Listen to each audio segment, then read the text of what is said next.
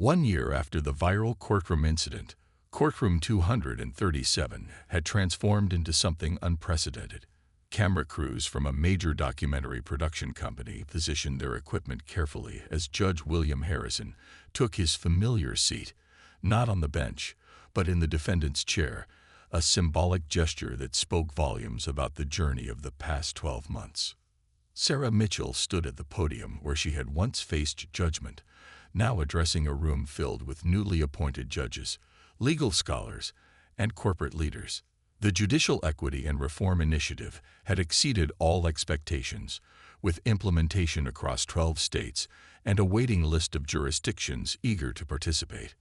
When I entered this courtroom a year ago, Sarah began, her voice carrying the weight of both memory and progress, I had no idea that a parking ticket would catalyze one of the most significant judicial reform movements in recent history. She gestured to the framed ticket on the wall, now an artifact that had been featured in law school textbooks and civil rights museums.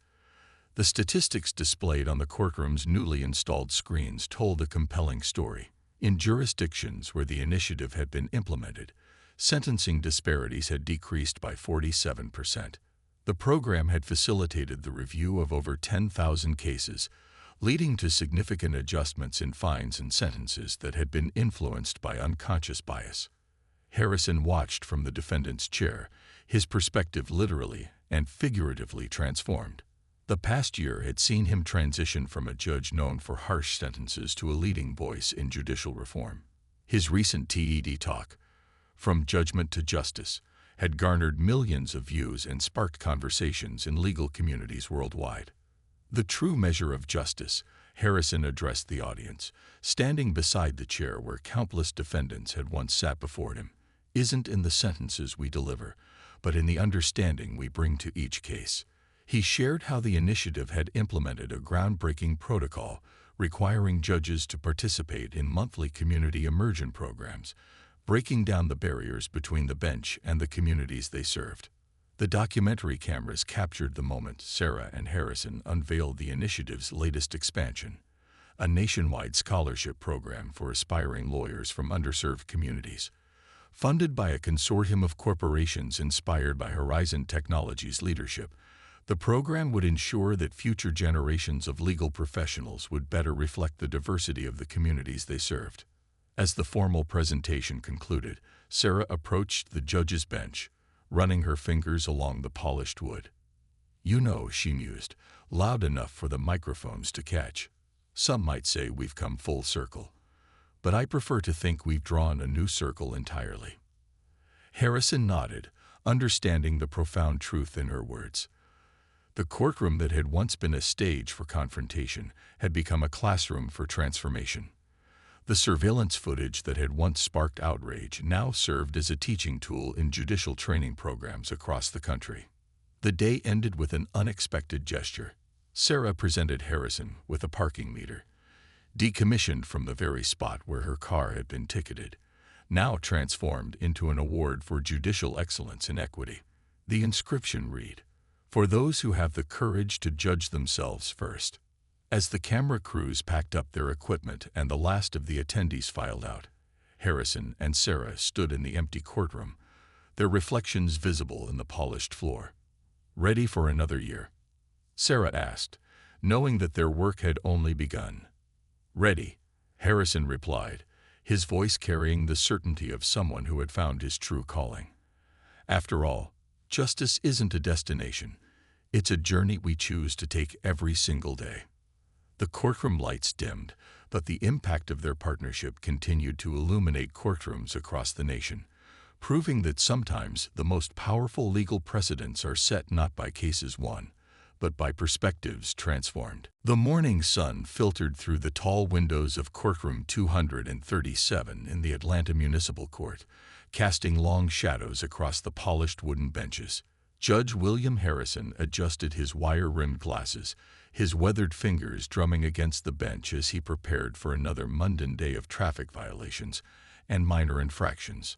After 2 decades on the bench, he had developed an almost prescient ability to size up defendants before they uttered a single word.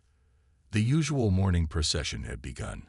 Students with parking tickets, delivery drivers contesting moving violations, and the occasional business professional rushing to settle a citation before heading to the office. Judge Harrison maintained his stern demeanor, a facade carefully cultivated over years of service. His reputation for being particularly stringent with fines had earned him the nickname Maximum Bill among the court clerks, though never within his earshot. At precisely 10:45 a.m., the atmosphere in the courtroom shifted perceptibly. The heavy oak doors swung open, and the distinctive sound of Louboutin heels against marble flooring announced a presence that commanded attention without demanding it. Sarah Mitchell entered the courtroom with the kind of confidence that came from navigating corporate boardrooms rather than legal chambers. She was impeccably dressed in a tailored channel suit, her natural hair styled in a sophisticated updo that spoke of both professionalism and cultural pride. A Hermes scarf in subtle shades of blue and gold draped elegantly around her neck. Unlike the nervous energy that typically accompanied defendants, Sarah carried herself with a quiet dignity that made several heads turn, including those of the court officers who had seen thousands pass through these doors. Judge Harrison observed her approach from his elevated position, his expression unchanging despite his internal surprise at her presentation. In his experience, defendants rarely appeared so well put together, regardless of the nature of their infractions. He noted how she took her seat in the waiting area, pulling out what appeared to be quarterly reports rather than scrolling through a phone like most others. The court clerk, Martha Stevens, a veteran of 15 years, shuffled through her files with unusual interest. Next case, Sarah Mitchell, parking violation on Peachtree Street, she announced, her voice carrying a note of curiosity that wasn't typically present in her routine calls. As Sarah rose and approached the defendant's podium, she adjusted her designer glasses with a practiced gesture. The morning light caught the subtle diamond studs in her ears, tasteful accessories that spoke of success rather than ostentation. Judge Harrison noticed how she squared her shoulders and met his gaze directly, something few defendants dared to do. The courtroom had grown unusually quiet. Even the perpetually typing court reporter had slowed her pace, sensing that this case might be different from the routine proceedings that typically filled their mornings. The air conditioning hummed softly in the background, a counterpoint to the tension building in the room. Judge Harrison cleared his throat, preparing to begin his usual procedural questioning. Yet something about Sarah Mitchell's presence made him pause for a fraction of a second longer than usual. In that brief moment, he made a series of assumptions based on decades of experience, assumptions that would soon prove to be the catalyst for one of the most profound learning experiences of his career. Little did he know that this seemingly routine traffic court appearance would soon become a viral moment that would challenge his worldview and spark a national conversation about bias in the justice system. But for now, he was simply a judge preparing to hear another case, unaware that the next few minutes would set in motion events that would reshape his understanding of justice itself. Judge William Harrison studied the citation before him with practiced scrutiny, his reading glasses perched at the tip of his nose. The morning light caught the silver streaks in his hair as he deliberately took his time reviewing the document, a power move he had perfected over 2 decades on the bench. The charge was straightforward: a parking violation outside the prestigious Atlas restaurant during peak business hours. "Ms. Mitchell," he began, his voice carrying the weight of authority that had intimidated countless defendants before her. "You're charged with parking in a restricted zone during a city event, despite clear signage indicating the limitation. How do you plead?" His tone suggested he had already rendered judgment, regardless of her response. Sarah Mitchell stood perfectly poised at the podium, her leather portfolio placed precisely in front of her. "Your Honor, if I may explain the circumstances," she began, her voice carrying the same measured confidence she used in quarterly earnings calls. "The parking meter was malfunctioning that afternoon, and I have documentation from the city's maintenance department confirming." "Ms. Mitchell," Judge Harrison interrupted, a slight edge creeping into his voice. "A simple guilty or not guilty will suffice. We have a full docket today, and I'm not interested in elaborate explanations for straightforward violations." His words carried an unmistakable dismissiveness that caused several observers in the gallery to shift uncomfortably in their seats. Sarah's expression remained neutral, though something flickered briefly in her eyes. Not intimidation, but recognition of a familiar dynamic she had encountered throughout her career. "In that case, Your Honor, I plead not guilty," she stated firmly, maintaining direct eye contact with the judge. Judge Harrison's jaw tightened almost imperceptibly. In his experience, defendants who maintained such composure often harbored what he considered an unwarranted sense of entitlement. The signage was clearly visible, Ms. Mitchell. The officer's documentation includes photographic evidence of your vehicle parked in violation of City Ordinance 4.523. He paused for effect. Given the location and timing of this violation, during a major city fundraiser, I'm setting the fine at $2,000. A murmur rippled through the courtroom. The fine was notably excessive for a parking violation, and even the court clerk glanced up from her computer screen in surprise. Sarah Mitchell didn't flinch. Instead, she opened her portfolio with deliberate grace and retrieved a document. "Your Honor, I'd like to submit this into evidence," she said, extending the paper toward the bailiff. "It's a certified report from the City Transportation Department documenting the mechanical failure of that particular parking meter on the date in question." Judge Harrison waved his hand dismissively. "The fine stands, Ms. Mitchell. Pay the clerk on your way out." Next case. His gavel struck the sound block with finality, drowning out any potential protest. As Sarah gathered her belongings, she withdrew a sleek Mont Blanc pen from her portfolio and wrote something on her business card. Approaching the clerk's desk, she paid the fine with a corporate card that bore the distinctive platinum finish of executive privilege. The clerk accepted the payment, her eyes widening slightly as she processed the transaction. "Please ensure Judge Harrison receives this," Sarah said quietly, sliding her business card across the desk. She turned and walked out of the courtroom, her heels echoing against the marble floor with the same confidence with which she had entered. The clerk watched her leave before glancing at the business card. Her eyebrows rose as she read the title beneath Sarah Mitchell's name. This particular story, she suspected, was far from over. The crystal ballroom of the Street Regis Atlanta sparkled with the city's elite gathering for the annual Governor's Economic Excellence Awards. Judge William Harrison stood near a marble column, nursing a glass of 18-year-old scotch, his bow tie slightly loosened after a long day on the bench. The evening's program sat folded in his jacket pocket, unopened. These events had become routine over his years serving on the Judiciary Committee. Governor Matthews approached the podium as the chamber orchestra's final notes faded. "Distinguished guests," he began, his voice carrying across the ballroom. "Tonight, we honor those who have transformed Georgia's economic landscape.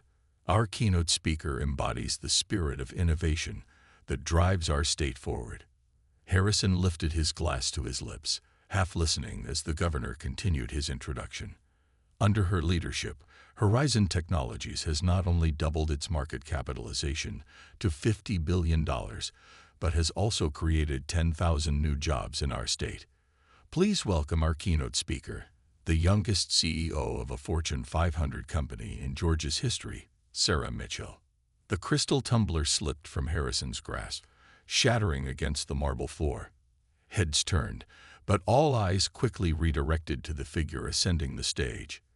There she stood, the same woman he had fined mere hours ago, now commanding the attention of Atlanta's most influential leaders. Sarah Mitchell took the podium with the same poise she had shown in his courtroom, though now she wore a stunning Oscar de la Renta gown that seemed to capture and reflect the ballroom's chandelier light. Her natural hair was styled in an elegant updo, adorned with subtle diamond pins that matched her executive presence. "Thank you, Governor Matthews," she began, her voice carrying the same measured confidence that Harrison had earlier dismissed. "When we talk about economic excellence, we must discuss accessibility and equality in all sectors, including our justice system."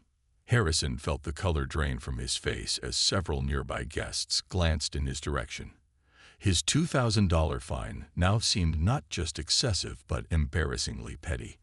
As Sarah continued her speech about corporate responsibility and community investment, he found himself retreating toward the terrace, his professional reputation suddenly feeling as fragile as the shattered crystal at his feet. "Quite a speaker, isn't she?" A familiar voice interrupted his thoughts. Justice Eleanor Thompson, his mentor from the state Supreme Court, had followed him onto the terrace. "I believe you had the pleasure of meeting her earlier today, William." Harrison loosened his bow tie further, struggling to maintain his composure. "Eleanor, she's revolutionized the tech industry's approach to corporate social responsibility," Justice Thompson continued, seemingly oblivious to his discomfort. "Her diversity initiative program has become a national model. The governor's office has been courting her for the state's Economic Advisory Board."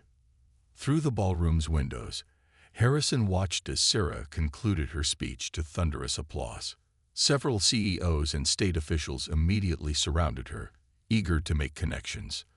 The woman he had dismissed so readily in his courtroom was now by sunrise the following morning. Surveillance footage from Judge Harrison's courtroom had already begun its viral journey across social media platforms. The initial Twitter post, shared by a law student who had been present during the proceedings, accumulated over 100,000 retweets within hours. The hashtag #JudgeThis rapidly climbed to the top trending spot, accompanied by split-screen images of Sarah Mitchell in the courtroom and at the governor's awards. The Atlanta Journal-Constitution's headline read, "Fortune 500 CEO Faces Judicial Bias, A Tale of Two Encounters." The article meticulously detailed both interactions, emphasizing the stark contrast between Harrison's dismissive courtroom demeanor and his subsequent realization at the gala. Legal analysts began dissecting the footage, pointing out moments of apparent bias and discussing the broader implications for judicial conduct. Inside his private study, Judge Harrison sat surrounded by newspapers, his television tuned to CNN, where a panel of experts debated the incident. His phone hadn't stopped buzzing with messages from colleagues, many expressing concern about the potential impact on the court's reputation. The State Judicial Review Board had already announced a preliminary examination of his recent cases, focusing on demographic patterns in his sentencing decisions. Sarah Mitchell's profile in Forbes, hastily updated to include the incident, painted a compelling portrait. From foster care to Fortune 500. The Sarah Mitchell story chronicled her journey through Harvard Business School on a full scholarship, her meteoric rise through Silicon Valley, and her triumphant return to Atlanta to lead Horizon Technologies. The article noted that under her leadership, the company had not only achieved record profits but had also established one of the most successful corporate diversity programs in the tech industry. Local news vans parked outside the courthouse, hoping to catch Harrison arriving for his morning docket. Inside his chambers, he reviewed his own record with growing unease. Statistics compiled by court researchers revealed troubling patterns in his sentencing. Higher fines for minorities, fewer granted extensions for payment plans, and a notably stricter interpretation of traffic violations in certain zip codes. The Washington Post ran an in-depth analysis titled "Beyond the Bench," examining systemic bias in traffic court. The article used Harrison's interaction with Mitchell as a launching point to explore broader issues of judicial discretion and implicit bias. Legal scholars began citing the incident in academic papers, and several law schools incorporated the footage into their ethics curriculum. Sarah Mitchell's response to the media frenzy demonstrated the same grace she had shown in the courtroom. During a scheduled appearance on CNBC's Power Lunch, she redirected the conversation away from personal grievance towards systemic reform. "This isn't about one judge or one fine," she stated firmly. "It's about examining the unconscious biases we all carry and creating systems to ensure equal justice." By late afternoon, Harrison's clerk delivered a thick stack of interview requests from major networks and publications. Among them was a simple white envelope bearing Horizon Technologies' corporate letterhead. As he reached for it, his office phone rang again, this time displaying the number for the State Judicial Ethics Committee. The day's final blow came from the New York Times, which had obtained records showing similar incidents throughout Harrison's career.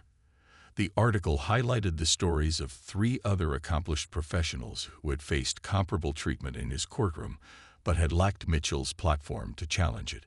As dusk settled over Atlanta, Judge Harrison sat alone in his chambers, the day's papers scattered across his desk. The viral video played silently on his computer screen, forcing him to watch himself dismiss the very kind of excellence he claimed to respect. The letter from Horizon Technologies remained unopened on his desk, its contents about to offer an unexpected path toward redemption. Judge William Harrison sat in his dimly lit chambers, the morning light barely filtering through the Venetian blinds. His usually pristine desk was unchurched. The 43rd floor of Horizon Technologies headquarters offered a commanding view of Atlanta's skyline, but neither Sarah Mitchell nor Judge William Harrison was focused on the panorama. They sat across from each other in Sarah's private conference room, an expansive space designed for corporate negotiations that now served as neutral ground for an unprecedented conversation. "Thank you for accepting my invitation, Judge Harrison," Sarah began, her voice carrying the same measured tone she had used in his courtroom. She gestured to a leather portfolio on the table, one he recognized from their first encounter. "I brought something that might interest you." Inside were newspaper clippings dating back 20 years, yellowed with age but carefully preserved. Each article detailed the achievements of a young Sarah Mitchell, spelling bee champion, class valedictorian, Harvard scholarship recipient. But it was a court document tucked between the clippings that caught Harrison's attention, a juvenile dependency case. "Judge Marcus Thompson," Sarah explained, noting Harrison's recognition of the name. "He presided over my foster care placement hearings. Like you, he had certain preconceptions about who I was and what I could become." She paused, allowing the weight of the parallel to settle. "Unlike you, he never had the opportunity to confront those assumptions." Harrison's hands, usually steady from years of handling legal documents, trembled slightly as he reviewed the old court records. "These recommended placing you in a technical training program instead of college prep courses," he observed, his voice barely above a whisper. "Indeed," Sarah replied, rising to pour 2 glasses of water. "But my foster mother fought those recommendations. She saw beyond the statistics, beyond the assumptions about what a black girl from the system could achieve." She returned to her seat, sliding 1 glass toward Harrison. "That's why I invited you here today." For the next hour, their conversation traversed territories far beyond the parking ticket incident. Harrison spoke of his working-class background, of putting himself through law school, of the gradual hardening of his perspectives over 20 years on the bench. Sarah shared stories of boardroom battles, of being mistaken for junior staff despite her position, of the subtle and not-so-subtle biases she navigated daily. "The easy thing," Sarah noted, "would have been to let my PR team handle this situation.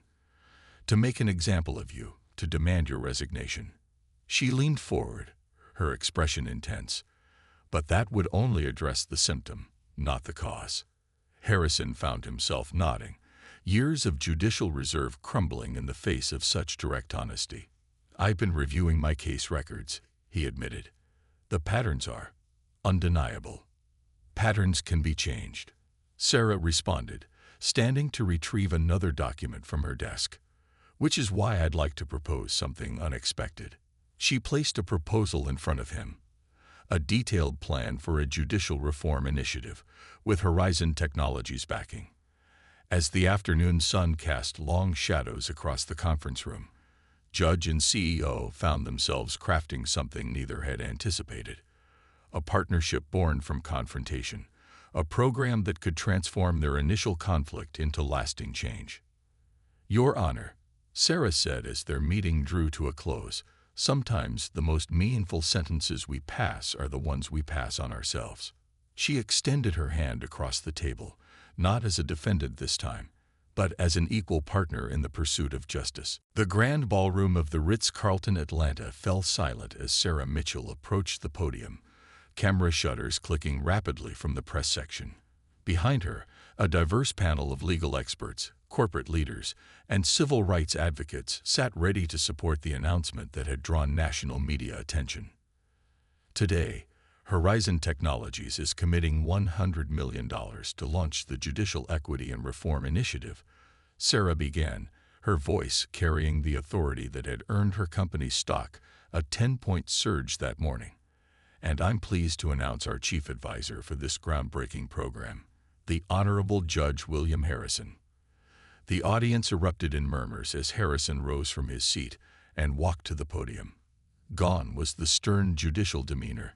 In its place stood a man transformed by humility and purpose. The morning's headlines about his appointment had ranged from skeptical to outrage, but neither he nor Sarah had wavered in their conviction.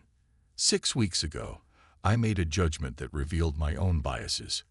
Harrison began, his voice steady despite the intensity of the moment. Today, I stand before you not as someone who has overcome those biases, but as someone committed to the daily work of recognizing and addressing them. The initiative's details unfolded through a series of presentations. The program would implement bias recognition training across Georgia's judicial system, establish a review board for sentencing disparities, and create scholarship opportunities for minority law students. But it was the personal testimony that captured national attention. Sarah shared her story of rising from the foster care system to corporate leadership, while Harrison spoke candidly about his journey from rigid authority to enlightened awareness. Their interaction, initially a flashpoint for outrage, had evolved into a powerful narrative of transformation. CNN's live coverage captured the moment Sarah and Harrison unveiled the initiative's logo, a modified scales of justice, with the words equal justice through equal understanding beneath. Social media, which had once trended with #JudgeThis in anger, now saw #JusticeTransformed becoming the day's leading hashtag. The press conference took an unexpected turn during the queue and a session when a young reporter asked about the parking ticket that had started it all. Sarah's response drew appreciative laughter. Sometimes the most expensive lessons come with the smallest price tags. Harrison added, and sometimes the greatest acts of justice begin with admitting our injustices. As the event concluded, legal scholars were already predicting the initiative's impact. Harvard Law Review fast-tracked a special edition examining the potential for corporate judicial partnerships in addressing systemic bias. The State Bar Association reported record interest in their newly launched implicit bias training programs. Back in their private meeting room after the announcement, Sarah and Harrison reviewed the day's events. The hard work begins now, she noted, scanning the initial roster of participating judges and corporate partners. Harrison nodded, remembering the weight of his gavel from that fateful day. But this time, he replied, we're measuring success not by the judgments we make, but by the understanding we create. Outside, the Atlanta sunset painted the sky in shades of possibility, as news crews packed up their equipment and social media continued to buzz with discussions of transformation. The story of a parking ticket had evolved into a movement for change, proving that sometimes the most powerful courtroom isn't the one with a gavel, but the one where prejudices finally face their own trial.